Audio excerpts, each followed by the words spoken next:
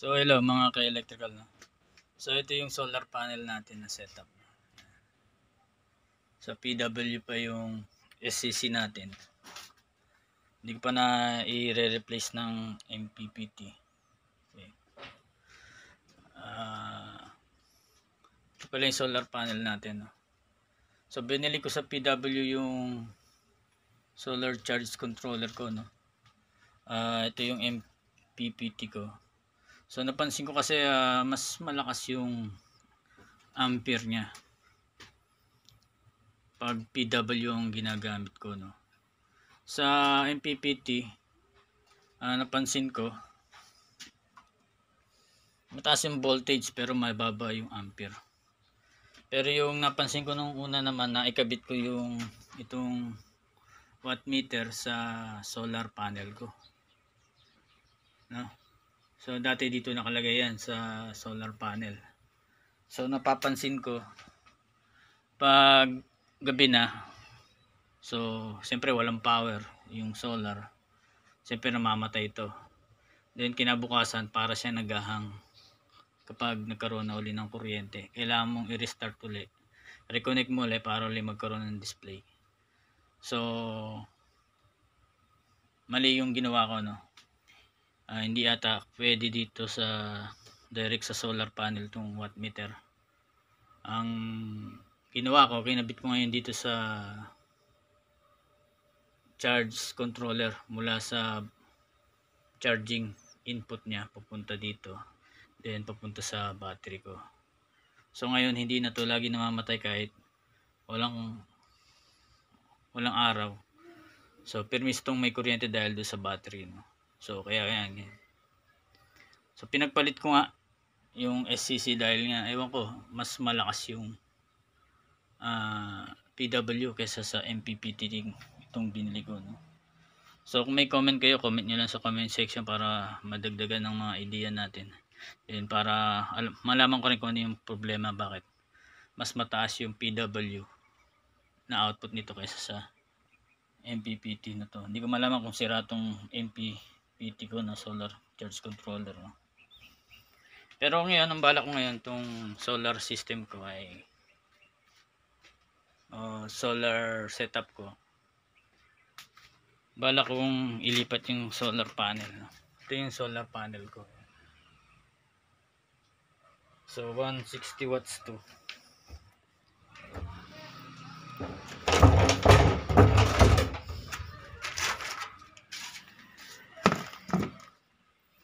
Katin natin.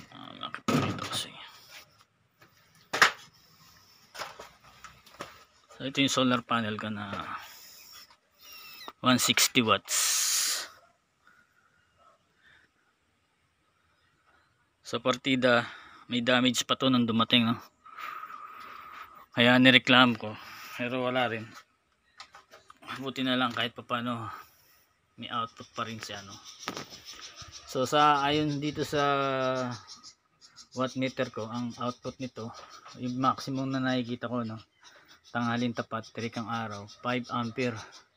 Tapos nakikita ko sa wattmeter is hanggang 60 watts lang. Samantalang ang rating nito is 160 watts.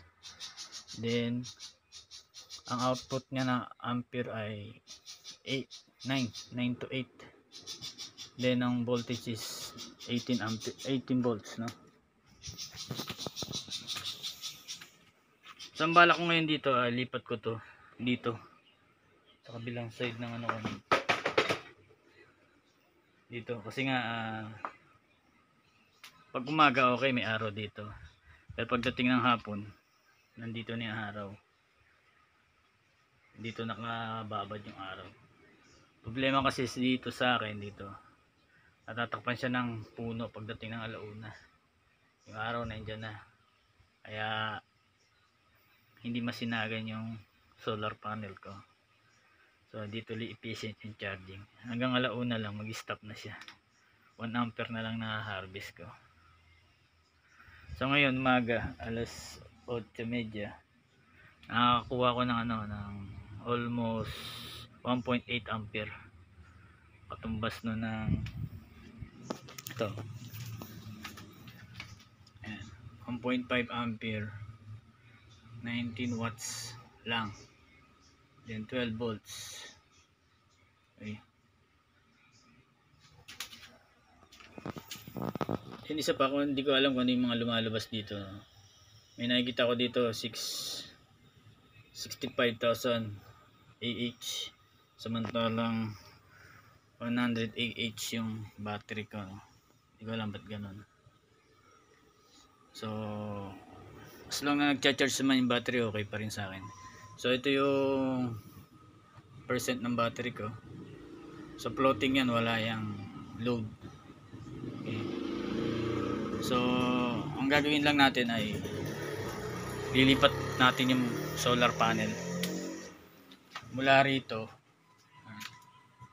papunta rito. Paslant ang gagawin ko dyan para kahit alas 10 ng umaga, so masisikatan talaga siya alas 10 ng umaga, then hanggang alas 3 ng hapon. Kasi mas malakas yung, sa tingin ko mas malakas yung araw sa hapon compare doon sa mula sa umaga from 7 to 9. Okay, so try muna natin, no? So yun lang ang gagawin natin ngayon, yung transfer ng solar panel. Gusto ko sana sa bubong, kaso mataas yung bubong namin. Ayan. Gusto ko sana sa bubong ilalagay, mataas. Wala tayong hagdan. Wala tayong hagdan dyan. Kaya tiis-tiis lang muna. Okay. So okay na siguro dito, no? Mga nakakakuha ko ng mataas na ampere dito. Hindi ko na itutuloy na ilipat dito. Dahil mas lamang yung araw sa umaga. Pero dito tumaas yung ampere ko rito, no? So dating 1 lang, ngayon 2.5 pa. Yan, nagtitrip pa. Sumisikat yung araw. Mas maganda yung pwesto na itong na i-transfer ko, no? So yan, tumaas. So 160 watts kasi itong solar panel ko. Pero sabi ko nga, ang hina ng kuha. Hindi ma full charge yung cellphone, ay yung battery ko, no? So medyo linisin nga natin. Malikabok.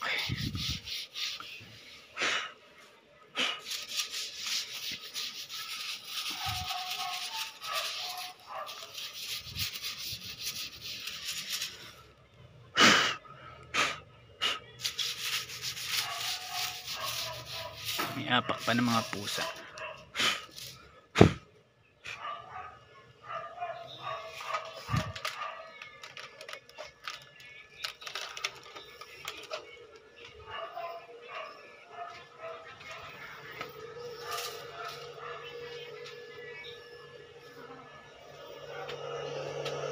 Laki ng diferensya, bigla nag-4.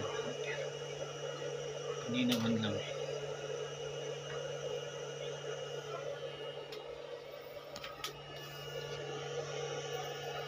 So kung may mga tanong kayo about solar setup, so meron tayo dyan mga vlog sa channel natin.